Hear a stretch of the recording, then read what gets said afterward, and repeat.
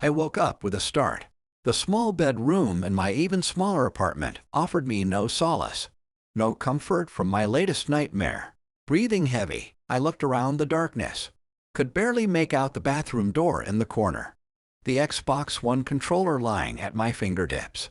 I glanced over at the framed photos showing me Naomi Henderson. My nerdy glasses, the long black hair and scrawny frame. The awkward smile that yet to melt a man's heart in my 32 years. A burst of thunder made me jump. Several windows showcased the brutal storm. Columbus, Georgia, currently caught up in Mother Nature's blitzkrieg. The steady raindrops like deafening bullets for my fragile psyche. Blurry digits on my Star Wars clock radio alerted me of the time. The growing unease made me shiver in the January cold. Here it was 3 a.m., the witching hour. Another round of thunder further pushed me toward fright. In a clumsy struggle, I reached toward the nightstand, fumbled for the lamp, but even the bright light didn't help. My eyes struggled to adjust. Surrounded by rain, I felt alienated and alone, even in my own home. Felt dread rather than safety. And then I saw why. Bullman was back. Amidst my blurry daze, I could see him standing in the doorway. The only clear sight in the entire apartment, and also the most unsettling one. Dressed in a flowing red robe, Bullman stared right at me, or at least what I assumed was a man. What I assumed was human.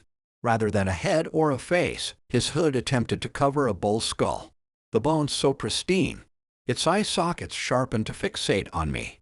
The bull's horns protruding out the cloak, as if this man was the defiant devil himself.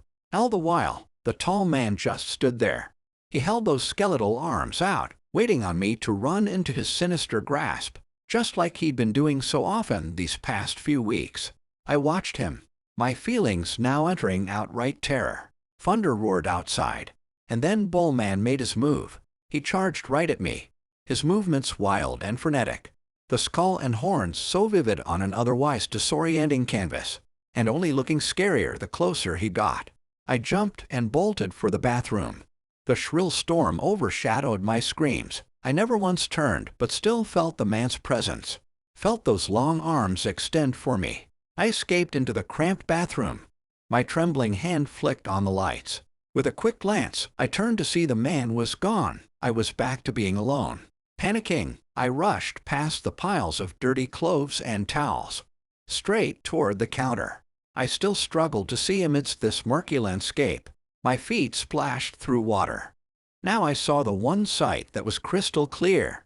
The bathtub. One filled to the brim with more water than this storm could ever offer. A tub populated by two tiny floating bodies.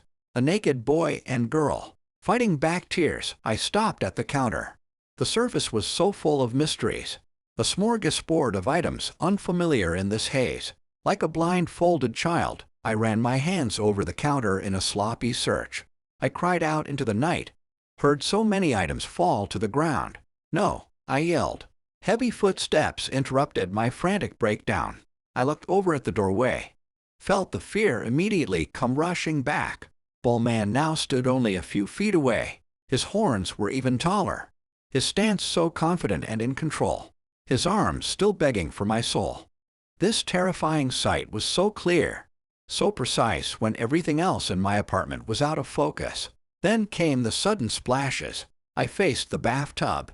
The only other HD scene my home had to offer. Both the little boy and girl stood up, their naked corpses knee-deep in the water. Their bulging eyes glued to me. Their bodies bloated from the many days and nights spent in this aquatic crypt. Both their stoic glares destroyed whatever innocence they once had. Whatever innocence was taken away from them. "Oh God," I said through the horror. I forced my gaze back to the doorway. Bullman stood even closer. His methodical style was so sadistic. His movements nothing more than a smooth glide toward prey. With heightened fear for adrenaline, I focused back on the bathroom counter. My hands moved in a wild rhythm over its surface, over those items, until I felt it. The tiny plastic case. Quick splashes erupted. Regardless of how much I tried to avoid the tub, my curiosity won. I looked over to see both kids now standing outside it.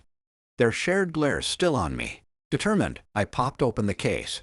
Relying on the routine I'd hated since middle school, I stuck those F** skin contacts in. I heard more footsteps get closer.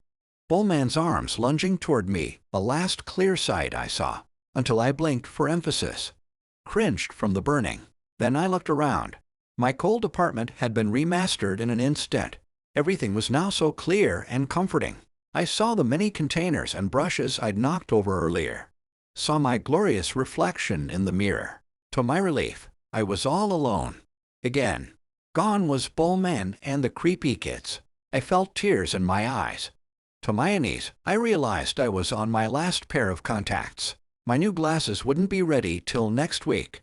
After risking an eye infection these past few days, I decided to try to sleep without the lenses. Only every time I did, Bullman came coming for me. Deep in my scared soul, I knew Bullman and the kids were the only clear things I'd ever seen on my own. Without the aid of an optometrist, those frightening sights survived my blurred vision. The lone occupants in this distorted world around me, leaning against the counter, more disturbing farts ran through my mind. Were Bullman and the children figments of my imagination? Were they illusions, or were they what was really out there? Were they the true beings behind my man-made veil? And if so, why did they keep coming for me?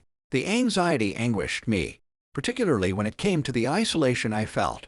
Maybe I wasn't the only person who could see Bullman and these other creatures. Maybe those 20 by 20 lottery winners weren't so lucky after all. Maybe they always saw the horror. My morbid meditation continued to affect me.